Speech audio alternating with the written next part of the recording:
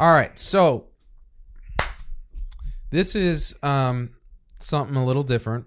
We're gonna, from time to time, as part of the Spirit-filled leadership ecosystem, we've got the shorts and the reels, the nuggets. We got the full normal episodes, and every once in a while, we're gonna just have like little conversation pieces with Miguel or whoever else we invite in here to just like have a conversation, ask some questions. We found that sometimes some of the best stuff comes from Q&A, not just from things that I've prepared. So, yeah, buddy, let's do it. Okay. If I were to go about having a conversation with somebody who is in the world standpoint, in that view,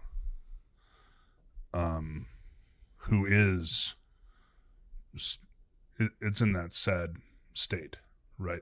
Who who doesn't believe. How should I go about doing that?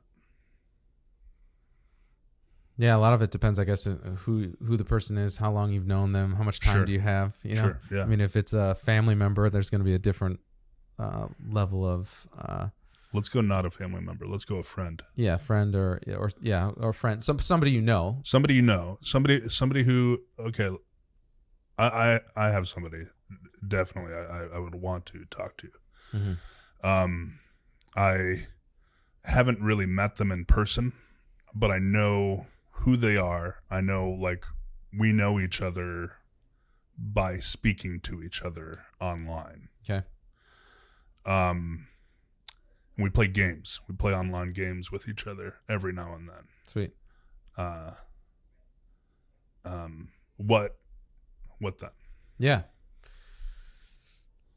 Well, I think sounds like you've already established some degree of like trust and friendship with each other just through common interest, which I think is a wonderful place to start with somebody, is to just like, you know, Socrates talks about the 3 types of friendship. There's the friendship of convenience, where it's like I get something from this person. There's the friendship of preference or kind of like fun, where it's like we enjoy each other. And then there's a righteous friendship or a virtuous friendship, where both parties are pursuing virtue and want the good for the other's sake, not for anything I get back or for enjoyment, but for that. So it sounds like somebody like that is like a friendship of pleasure, right? Where it's like we enjoy each other, which is a wonderful place to start, right? And something to build on. The question is how do you make those little jumps from, okay, yeah, we've established that we enjoy each other's company, but there's something deeper that is possible in this relationship. Mm.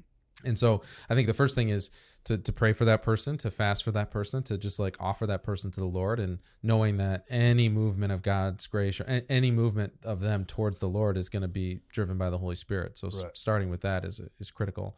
Then I'd also say is to just strategically, like when you feel like led by the Spirit, to just ask slightly different and deeper questions. So if you're in the realms of games, to just kind of like, hey man, it's been awesome playing with you for the last couple of years, but I feel like I don't really know you very well on a deeper level. And, you know, do you mind if we kind of like talk about some more serious things? And they might be like, no, I don't want to do that. I'm like, oh, okay, cool. Yeah, no worries. Like, just thought I'd ask. Yeah. Or they'd be like, yeah, what's on your mind? It's just like, well, I don't know. Tell me what makes you tick, you know, like what's, obviously you love playing these games, but like, what's really going on in you? Like, ask those the little deeper questions. Like, what do you hope for in life, or where are you going, and what are your major concerns, or is there anything that's really been a struggle for you recently? Or so those questions like that, people don't often ask each other. So it can be very like, if for the person who's ready to hear it, it's going to be like, wow, okay, like, wow, Miguel really cares about me deeper than just, you know, playing this game together. Yeah. So.